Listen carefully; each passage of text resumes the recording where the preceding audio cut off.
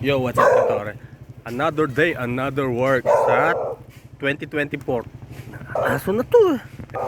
First climb ngayong taon. Ang gagawin natin, may BER alarm ulit yung Abyad. BER alarm. So as per suggestion nila is check yung physical connections. Tapos physical connections, palit ODU kasi yung isa walang SNR reading. So yun na muna yung naisip namin, palit ODU. Naka-request naman na at kakarating lang ngayon. Kasama natin si Sir Bert tapos si Sir Roy. Pagod ako, kababa-baba pa lang, hiningal na. Siyempre kakatapos lang ng taon, tapos na yung pag-inom, pagkain ng marami. Eto na tayo. Four-legged. So kailangan natin mag-prepare. Yo, boom! Ito na, dalawa namin Sir Gilbert. Palit ODU. ODU. Outfit check. Sana mag-outfit check. Naubos yung hiya ko. Dumami yung hiya ko nung gagawin ko yun. So, akyat muna. Four-legged lang naman to. Nasa 50 meters. Let's rock!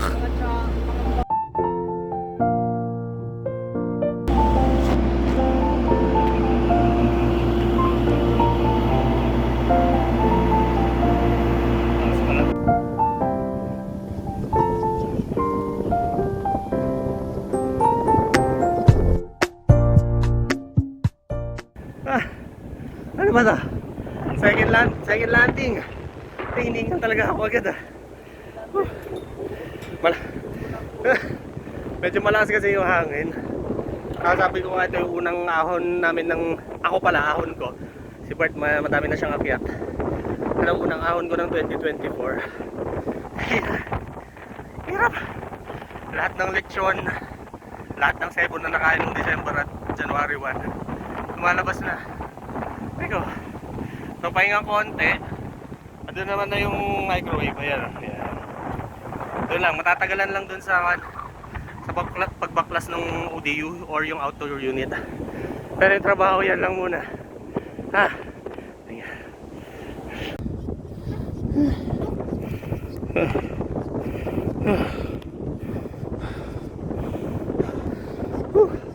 So nakarating na, pinakatuktok nga to. Ay sumasabit ng mga kalawang. Palitan natin, yun yung outdoor unit kasi. Yan yung outdoor unit. Yan yung nagbibigay ng transmit at ng receive. So ito ay 2 plus 0 na setup. Ibig sabihin, ang isang capacity is 1G, isang ODU 1G. So 2 gig ito. Ay, mali pala. Sorry. 500 MB equals to 1 gigabyte na capacity. Mataas na yon kung tutuusin dahil yung katapat naman nitong site is kokonti yung population doon. So, restore pa rin natin kasi may BER alarm. Pahingang konti tapos labas na tayo ng tower.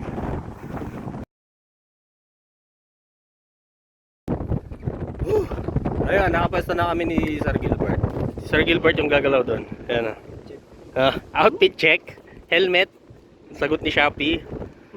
Harness, sagot ni Shopee. Lanyard, pinutol sa kable ni Baguio. Rope lock, Shopee pa rin.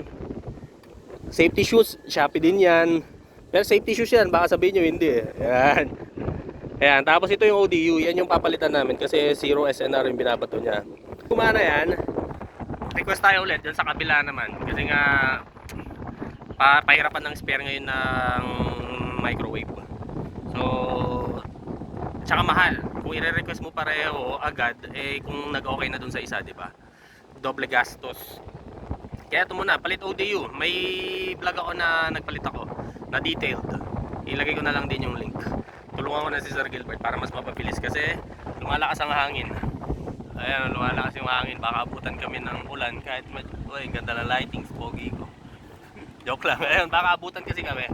Medyo hindi maganda yung panahon sa area ngayon.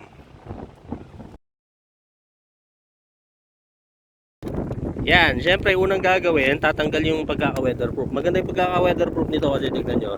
Electrical tape, rubber tape, electrical tape. Ayan oh. Tanggal ka agad. Good job sa gumawa. Mabilis na tanggal pag ganun yung ginagawang procedure. So ilagay muna natin to dito, tapos pulutin natin mamaya para sa housekeeping. Yan. Ito sa transport na to, ito lang yung magpapatagal. Yung Allen key. Ay, hindi kita. Basta yung Allen key na papatagal kasi yung pwesto masikip. Tapos mahirap makalaglag. So kaya-kaya ni Sir Bert yan. Ang gagawin natin, babaklasin natin para mas madali. Yan. Bibidyo lang yata akong gagawin ko to eh. Si Sir Bert na ang bida dito. Yan. 50 meters. Buti hinihingal ako agad. Kala ko 40 lang kanina. Tapos biglang hangin pa. Oh, dito sa area ng Dasol, asin. Mayaman ang may mga lupain na pinagagawa ng asin. Ayan oh. Yung nakikita nyo puti. Nire-rake. Ano ba yung rake sa Tagalog? Basta nire-rake. Tapos yun na yung magiging asin sa mga. Di ko alam kung yan yung rock salt. Kaya kung bumibili kasi madami rin asin naman sa amin. Ayan. Tapos kita nyo hindi makita ng camera ko kasi low tech. Pero ito sa view namin, sa point of view namin sa tower. Trabaho na ulit.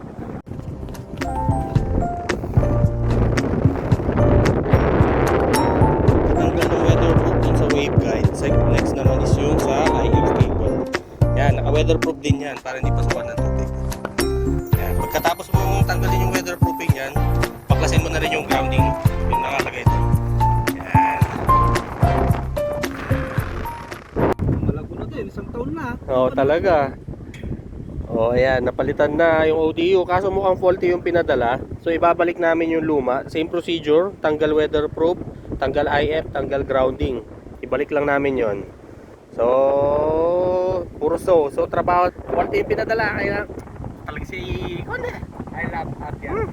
We love Abiat Networks. Kainis.